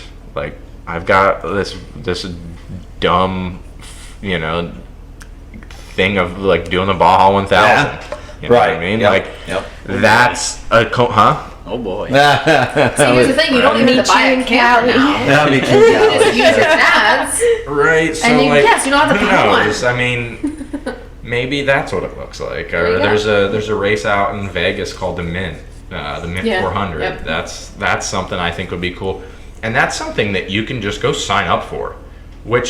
So it would still have that you'd still be competing at the highest level you can in that discipline, but it wouldn't. And again, this is what makes Loretta's so awesome. That you have to go through that process. Right. You do have Absolutely. to earn it, and you can't just show Absolutely. up and race it. But as far as Unless you buy your way into a regional, then you can just show up. yeah, right. But I could do something like that. You could go out to Vegas, pay $600, and run a 400-mile desert race. That'd be cool. Yeah, that does sound like fun. And then party in doesn't sound Vegas fun at all. afterwards. Yeah. Doesn't sound like fun at all. So maybe just but again, that's what I find cool. For Right. some reason, I find torturous shit. I was gonna say, that that's just sounds like really hot. hard cool.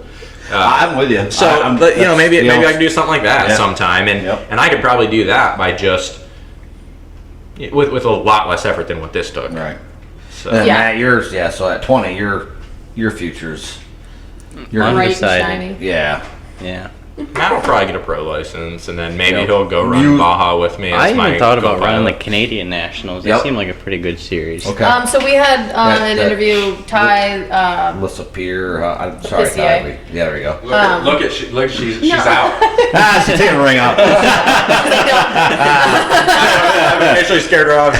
She's racing more motocross and desert races. She's like, She's sorry, out. She's handing the ring. I finally had enough. No, but we had an interview that we had on. Then he was doing the Canadian Nationals as well. They But he said they're was a bit different. A little bit different. His were, I think he was doing the The junior series? yes, yeah. He's a B rider. Yep. And I think they're making it a little bit easier to get across the border. So so you're definitely not giving up on motocross. No, We're gonna I keep think I seeing got you a around. couple more years in me. Couple Have more. you ever At thought 20 about years old, doing- couple more years. Matt's on the upswing, like I said. Yeah, no doubt. He's got potential. Yeah. Have you ever thought about doing a training program? Like I mean, teaching? I don't have time to do it, but But like in the future, like if you were 25.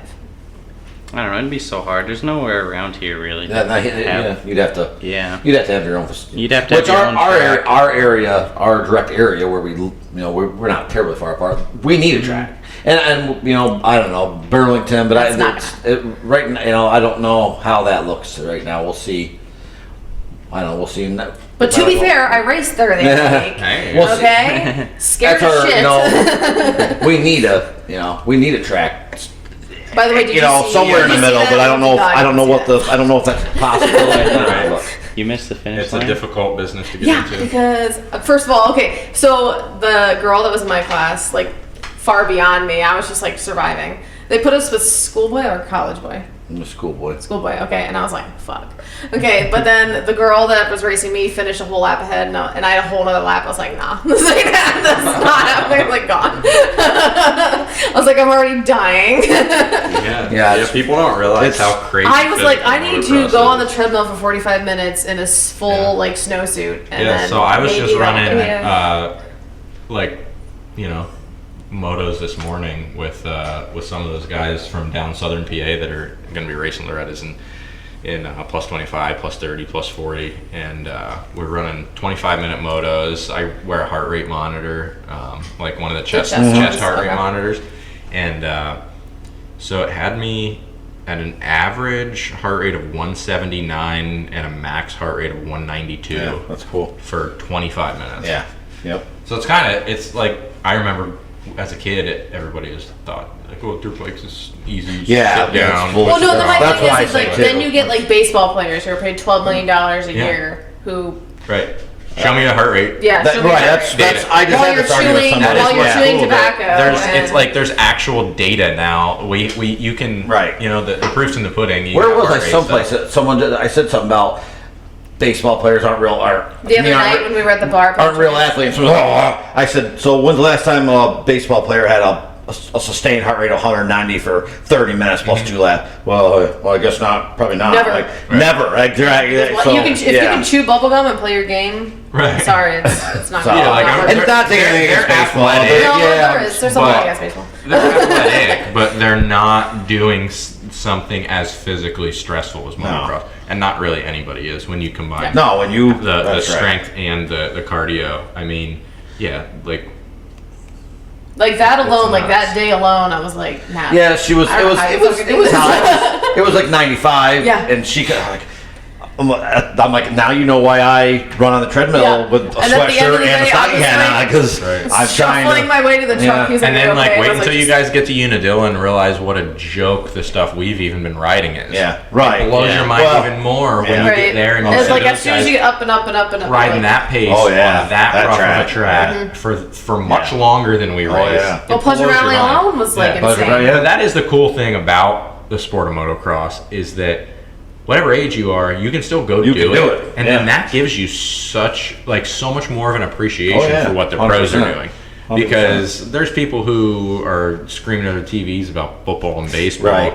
and they've never played the sport a day in their life. They don't get it. Right. They don't realize it. Where, motocross, you have some perspective at least Yeah. on what those guys are doing from your own race, and then you realize that what you're racing wasn't even anywhere close to what they're doing. Right. So Yeah. it's cool that Yep.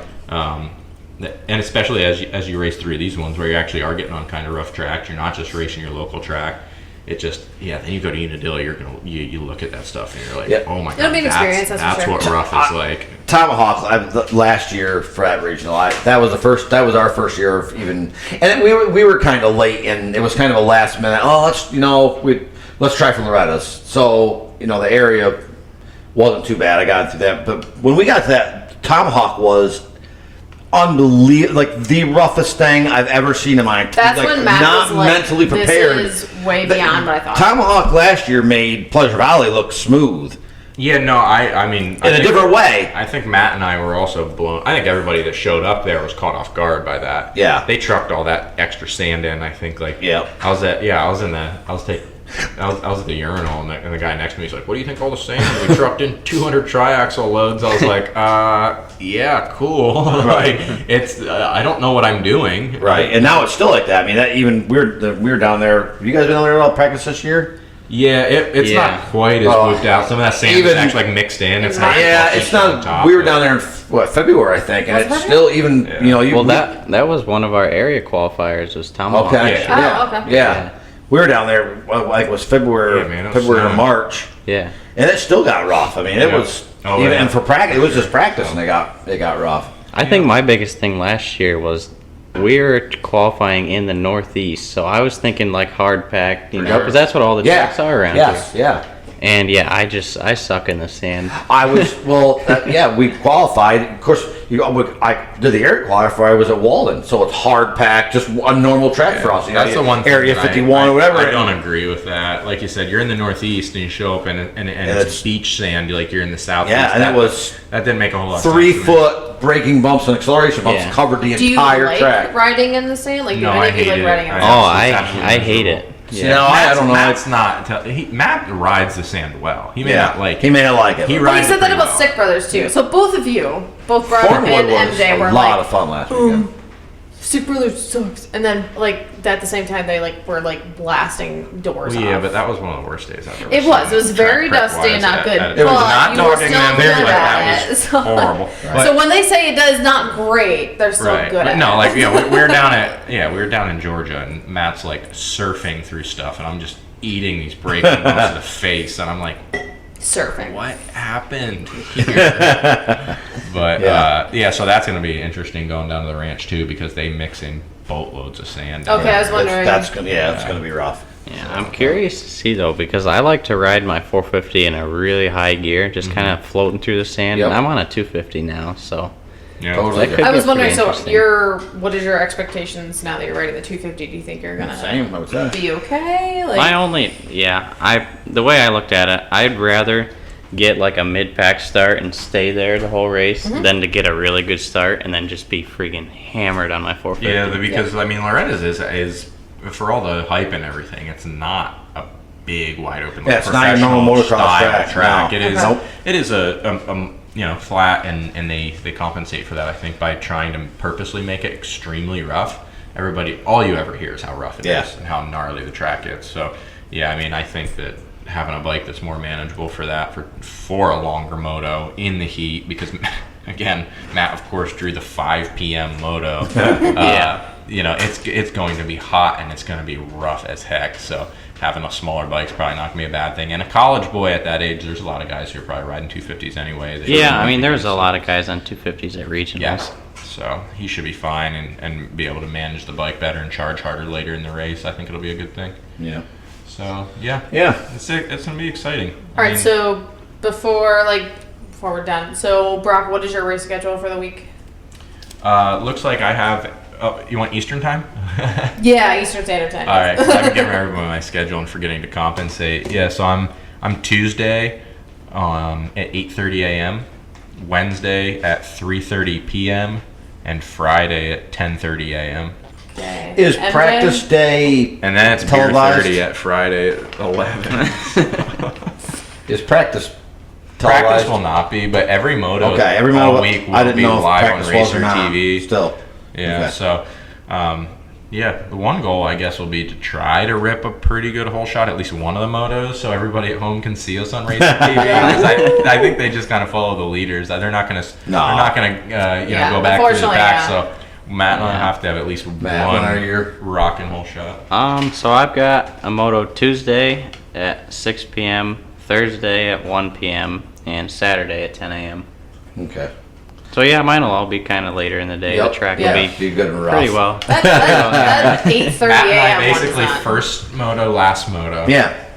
Which is of course funny because he prefers the Yeah, he prefers the early motos, and I prefer the late Late motos, motos, and we got as shaft. opposite as possible.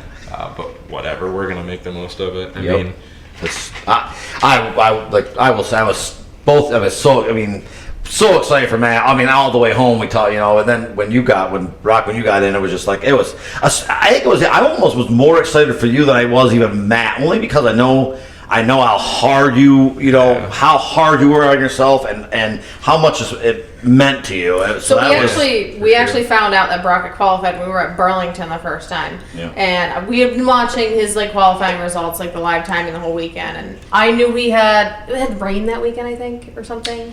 yeah, and not a whole lot at the track before we got there. Okay. And then no, there was a really good. We thought it was going to be a mudder Sunday. is what it was. Okay. I was gonna say I remember rain at some point, and then Yeah. I had missed his moto the next day on the live timing, and then I got a text. I was like, "Oh, did you see it?" And then I was I called him real quick, and then he was literally choking up on the phone. He's like, "I got in," and then I was almost crying on the phone. not true. I was That's like, very, very top.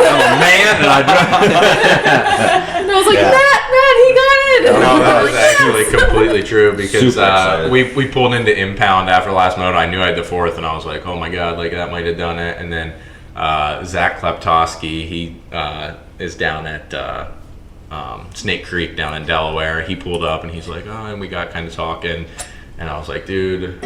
so you were in impound. Yeah, we're in impound. So I was pretty excited to see. I'm trying to you're trying to Do the where math in people your head, finish, yep, right? And yep. We're trying to work through it and stuff, but I was still unsure at that point, and I don't know, somehow came up about if I qualify, if I'm gonna cry, and Klaptoski's like, if I qualify, I cry, and I was like, yeah, I'm gonna cry too if I get in. And Cody Groves, I think, broke his femur this year or something, so he's been with Klaptoski, and he was standing there too. And then I went over and I checked the results, and I got sixth. You're I briefly choked up, as you mentioned. And, so you felt the. yeah. So Cody Groves comes over on his little pit bike and he goes, "Hey man, congratulations." I'm like, "Yeah, thanks, man." And he's like, "So did you cry?" And I was like, "It was brief, but it happened." That's awesome. And he's like, "Really?" And he's wearing an AC/DC hat. And I was like, "Yeah, dude," but I was like, it was heavy metal crying. He's a tough guy, and he was like, "Doesn't even make any sense." So Christy, did he ball his eyes out that night?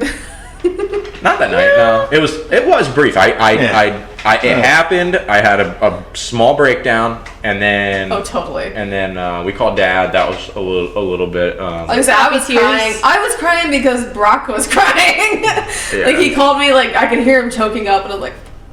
Like I said, just for me, it's it's even crazier when you don't have that expectation. There are guys who show up and qualifying's a formality. They're looking for the championship when I get there. Yeah. Even the guys I've been practicing with, they expect to qualify and go finish in the top 5 there. Right. For me, it was always an outside shot, and so when it happened, it was almost surreal. And then it's something I've thought would be awesome to do since I was a little kid. I remember. Well, now you get to enjoy all of it. Yeah. So which is so exciting. It's awesome. Couldn't have done it without everybody who helped me out, and that's been almost the cooler part of it is not only getting in, all the things I always thought would be cool about getting in.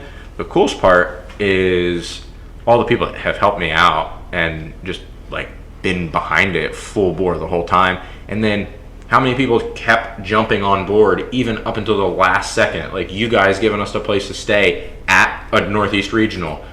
Even these past couple of weeks, these guys down in Elizabethtown, bringing me in on their deal. Their ride. Yep. Right? I mean, Yep.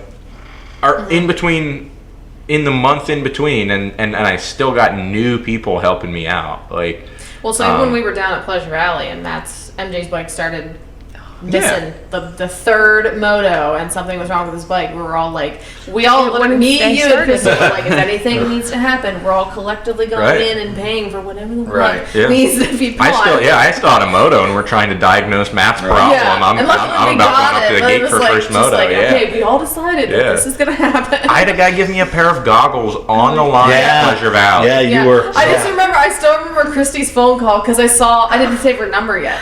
And I got a call from a Williamsport number, and then I was like, oh, what if that's Christy? Yeah. And I called it, she was like,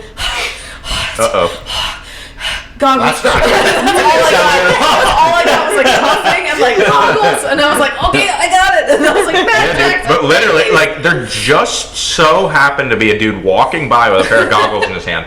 The 2-minute board's up, and I went, hey, please, any chance I could borrow those? And he just hands them to me. I throw them on my face, and the gate drops. That's motocross community right I there. gave him the MJ because I was like, I can't get down there in time. Here, look take at them. the Cody Dar photos too. I was a wheel away from ripping a whole shot. That's awesome. It was like, what in the world? Yeah. I literally throw the goggles on, and then I like just got beat out for the whole shot. Got a great start. So. Yeah, I mean, like I said, I'm super lucky to have my parents be supportive, Christy is supportive, and then her parents, because I basically stole their daughter. For I mean, we missed Mother's Day, Father's Day, 4th of July, Memorial Day. Yeah, all the big holidays. We're at the races. By the way, road racing, you miss all of them. You know, her Mother's sister Day, and her parents. like, it's just cool. I mean, my buddy at work, Cam. You know, we'd be at the end of our work day, and I'd be like, hey, dude, I still got to get my workout in. And he'd be like, all right. And I'd be like, you're going to have to coach me through it. Because, like, it's tough to get motivated for a workout. Like, at work, we get time for PT. And so I'd have this, like, Rhino workout that I needed to do. And I'd be like, dude, I got to do this workout. I was like you got to come yell at me, or I'll dog it. And like he could be doing whatever he wanted to be doing, but he'd come out of like the living room area, and he right. Cam would always he'd be like, no rest, Jimmy. This thing like that commercial, you know, 3 ahead of us in line, Jimmy. I'd be like, dude, whatever you do, you can't let me rest. I'm not allowed to have rest. It's like a circuit workout. My heart rate has to stay up the whole time. But like, I'd want to dog him, and so I'd be like, just say, I'd be like, no rest, Jimmy. And I'd be like, and so so Cam and his wife are gonna come down to the ranch. Oh, that's awesome. Oh, that's awesome. That is awesome. So he was like, it was kind of a joke, but not really. Like he was like my personal trainer. Like I would have dogged those workouts in November and December, at 4 o'clock in the afternoon on a Wednesday. But Cam was there saying, no rest, Jimmy, and that's awesome. You know, somebody to talk to at work about the races and check in on how the races were and stuff. And so, yeah, he's going to do a family trip to Nashville. That's awesome. His mom and dad are going to go down to Nashville with him. They're going to do the Nashville scene, come to the ranch, watch some racing, and then that's head awesome. home. So, yeah, that's the kind of stuff that ends up being cool. It's like 100%. All those people that like supported you, and all those people would have been. You know, it's not like they would have held it against me had I not qualified, but it's still extra cool to have had all those people help you, and then get to celebrate it with them and say like, "Thank you, we did it," rather than like, "Hey, thanks." Well, like tonight, I mean, you know, had we? Yeah, it's kind of a celebration of all that. So it is cool. It's cool to get it done when you didn't know that it was a sure thing, and it's not a given. So you are so thanks. loud, Matt Jackson. I don't know. Can't get word in edgewise. So, is there like any way, like if people who are listening, is there any way they can reach out and support you guys, like on your journey to Loretta's, or like how can they help you? Had a little support page set up for Matt Jackson. I think it's probably still open, but you know that did pretty well. Got his entry fees and everything covered. Good. Nice, awesome. So that's a GoFundMe. So I actually shared it on my personal page, Jessica Hicks on Facebook. And so I can that'd probably share be it the on way. my Hicks Racing podcast page as well. Yeah, that did good. I was pretty happy with it. Yeah, so I'll share that. Yeah, at least got a good chunk of the stress taken off. You got it. And your dad. You said, Matt, your dad's going down. Yep, my dad's going down Monday. Monday all week. Oh, until Friday, so he'll miss my Saturday practice or my Saturday moto. Okay. That's no big deal. That's still awesome. Yep. And was he super excited? Like. Yep. Crazy. Yep. I mean, I don't think he quite understands how big it is because he never grew up. Yeah, he never grew up around it. But I think it'll be cool to see him down there down for there sure. with all the people. Awesome. And your mom's She's gonna try to make it trying down. to make it yeah. down. Yep. It's probably that same deal with your dad too, as me, where you're like giving him the updates, and it's like how the race is going. You're like, oh, I got like got like 15s, like it didn't go that well, whatever, because Yeah. I mean we've been in the car. I've for those phone calls and stuff. We're like, oh well, this is how the weekend Yep. went, and like to finally be able to call him and be like, I qualified I for Loretta qualified. Lynn's. Yeah. It's like a totally different deal. Yep. He It's like like, swerved off the side of the wait, highway. so like, yeah. You did. Sure. Hot, like it was confirmed. This is a good phone call. All right, cool. Because for a while there, it seemed like all we were doing was being like, Negative. Yeah. that went pretty bad. Yeah. Yep. Yeah. So, all right. Well, thank you guys for listening. Thank you guys for being on the podcast. Yeah, it's been a We good- appreciate it. Yeah. Please, good luck. Be careful, obviously, and if you need anything, make sure you reach out. Oh, fuck! Be careful. Send it. Hey, be careful driving. Yeah, what do you always Careful driving now. Be careful driving. Careful, not down. too careful. So Careful, this, but not too careful. This is episode 14. We're gonna be at Sick Brothers this weekend, which will be the next episode after that. Yep. So good luck, and luck to you make guys. sure to watch them on Racer TV on the Loretta Lynn's week. All right. So peace out. Peace out. Later.